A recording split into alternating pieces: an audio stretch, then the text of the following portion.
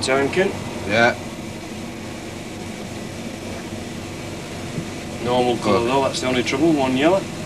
Mind you, the trouble is, my watch might be fast. Kevin, today I'll be doing your half-yearly performance review. Okay, Pete. Okay. Yep. So today I'll be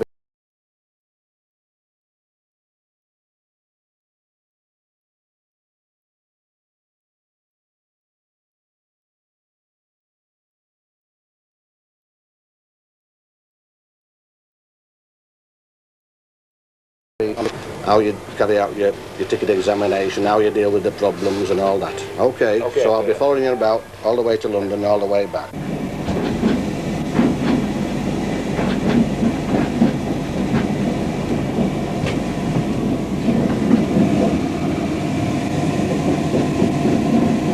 I can remember a few years ago, there was a lady in a shop, and my son takes the longest apprenticeship, diesel engineer, 7 years. I says, I've been 26 years. I says, and I ain't a driver yet. I'm still learning. Nothing more was said. I shouldn't think there was. Is it worth waiting for? Yes, I've enjoyed every minute of it. I still do and all, when I can get away from stations.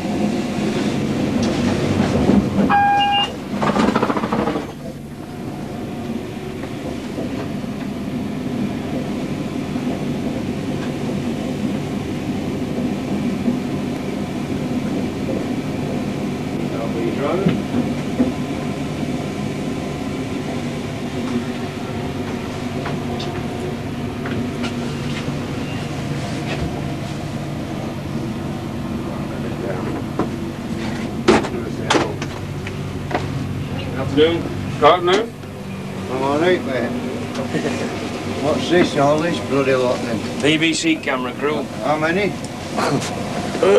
Come and sit down and hold my Cable hand. television, did you say? No, not cable television, BBC television. Oh, are we famous then? Yes, you're going to be on the television. Right there, bloody cringe. This sound on? No. Yes, sounds on, no swearing. No swearing. Oh.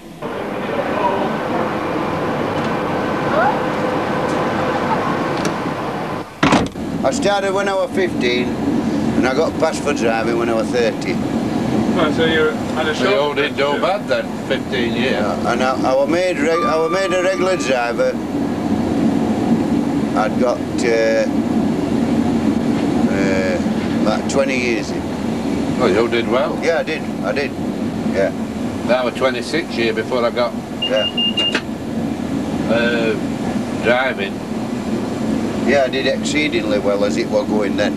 Yeah. Our old fellow was a driver, and he was 39 years of age before he got passed for driving.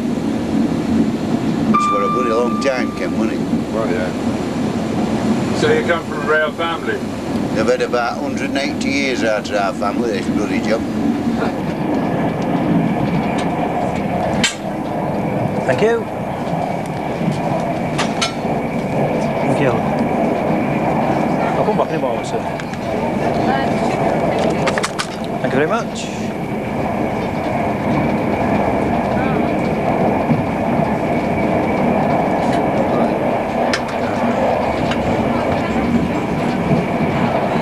Is it a good line? No. Why not? I'll tell you what, our wives want a gold medal every 5 years. Yeah. You want to Well, they've got to go good woman through. on this job, mate. Because, I mean, we're sat here with a bloke like this, you're chatting, they're sat at home on their own, aren't they? Less bloody milkman calls.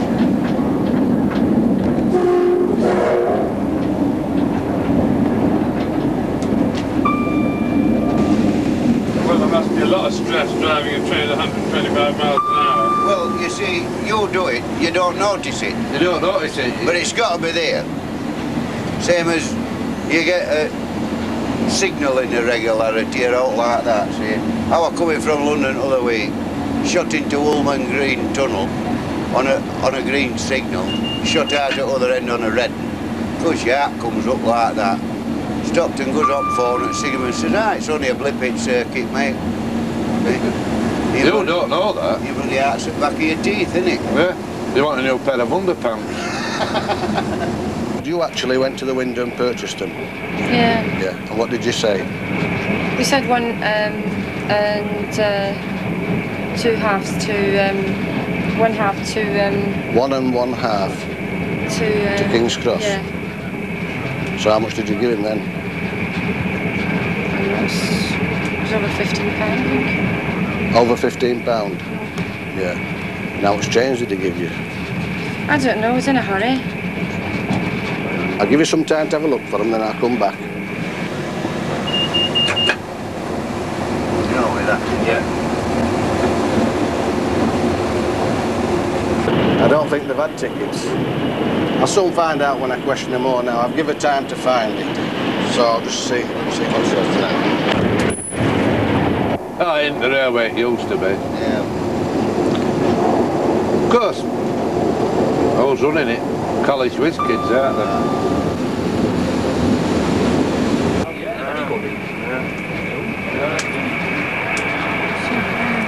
Any luck? No, I've looked everywhere for it. Now, do you want me to ring them up and check this out? Or do you want to tell me what you've actually done?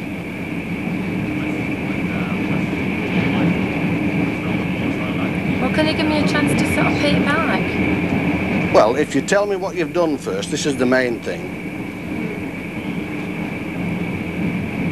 You see, if I go down there now, I've got to ring them up and they will tell me nobody's bought a family rail card discounted ticket, 1.5, Grantham to London at approximately 15:30. To tell me that, then I've got to come back and tell you then that you've been telling me lies. Well, let's put it this way. It's a challenge, you know, this is it, isn't it, really? Each day you come, you know, I mean, there's different things happening. I mean, Well, like it's this same week. with this job, isn't Yeah, it? it is. I mean, I love this job. Once I get away from station and get up road, I'm as happy as I like. So what I'm saying is it's better to tell me the truth now than mess me about. Yeah, well, we were stranded. Yeah, you're stranded. Yeah.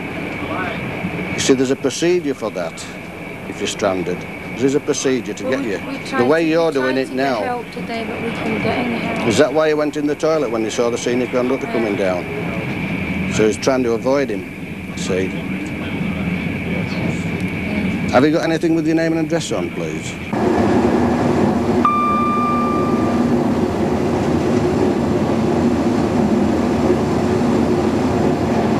This is the result of 22 years doing this, you can usually tell. You can tell. You get no joy out of it, but you can usually tell. So I deport the lady now, she could finish up being prosecuted.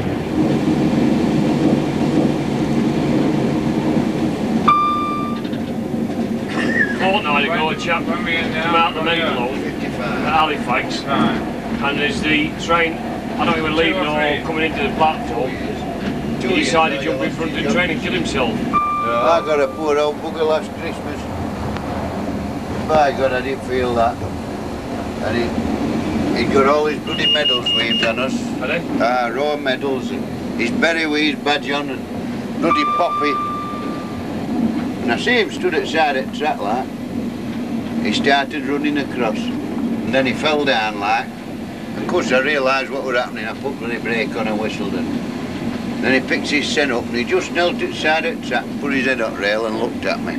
And he just disappeared under the front. And I thought, Christ, I've stopped in time. And I thought, what do I do now? You're a bloody blind sod. I'll have to get him in cab and take him to Mexborough and get bobbies.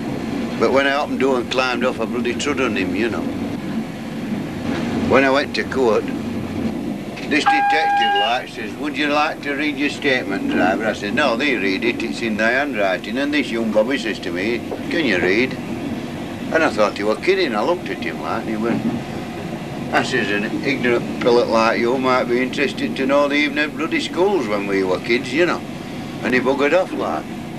But he just threw this old bloke's traps on the table on us as though it were note. I thought that poor old bugger's brought them with him to show the world that he ain't a bloody coward, you know.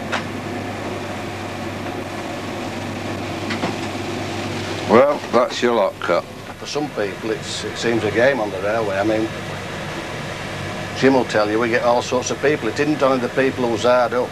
It's we've had doctors, dentists, lawyers.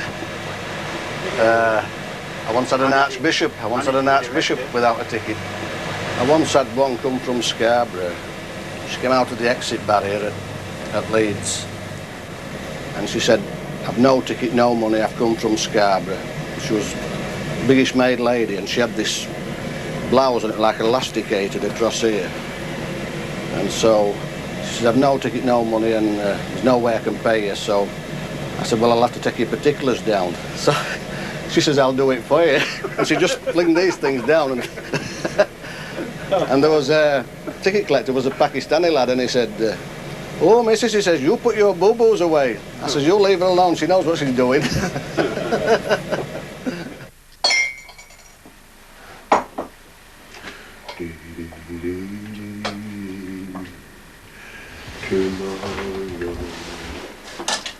Now you get young uns come on job, and when someone has to find out what it entails to go missing, they're away. You know, when you think you have to get up at this time, you know, and I'm to work Saturday night and Sunday night, and it don't go down well at all. So they just go through training period, which more or less puts them on nice dates, and then as soon as they come to crunch it job, they seem to go missing.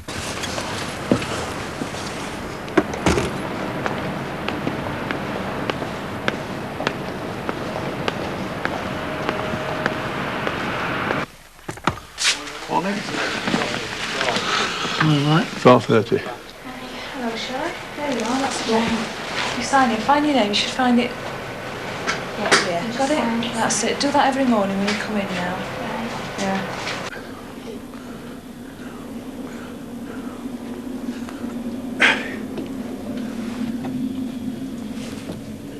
This is the chap I was telling you about. It's going to be showing you everything what we do on board for this week one, okay? Okay then. Don't worry too much. I'll try. Make a start on it. Alright. Where do you want to put these? Take them with you. Take them with me? Is that alright? And he'll show you where to put them, okay? Okay then. Have you got your knives and everything? I haven't got any knives. Oh, don't worry. Okay then. We'll get by.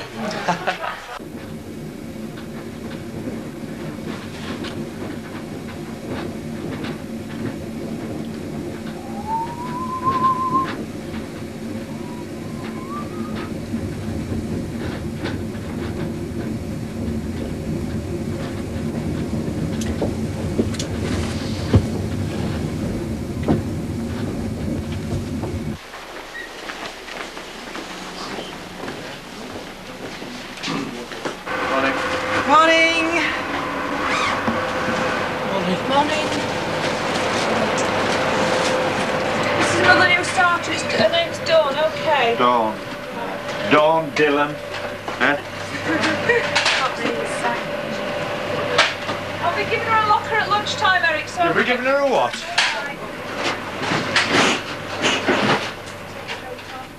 Dawn Dillon.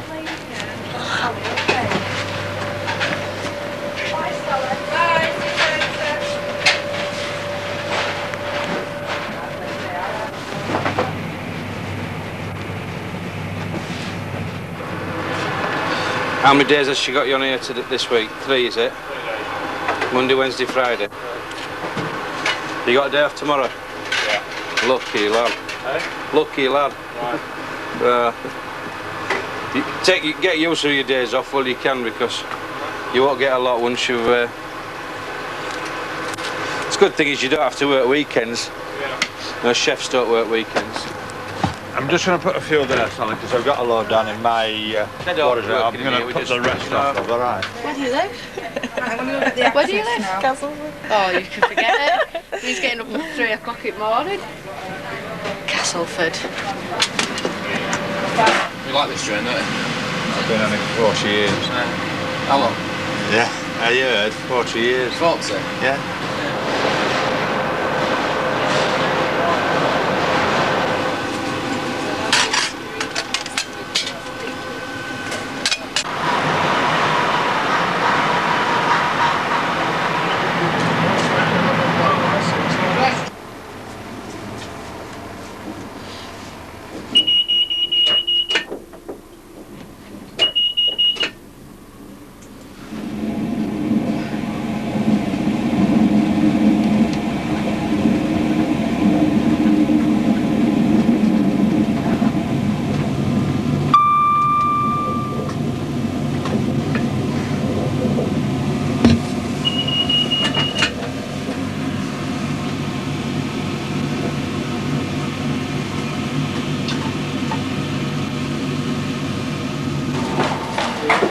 Morning, Margaret. Morning.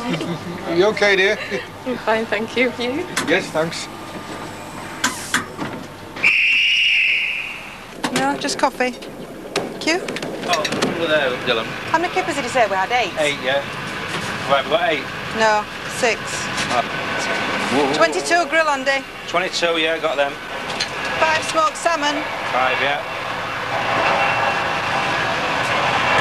And 6 kippers.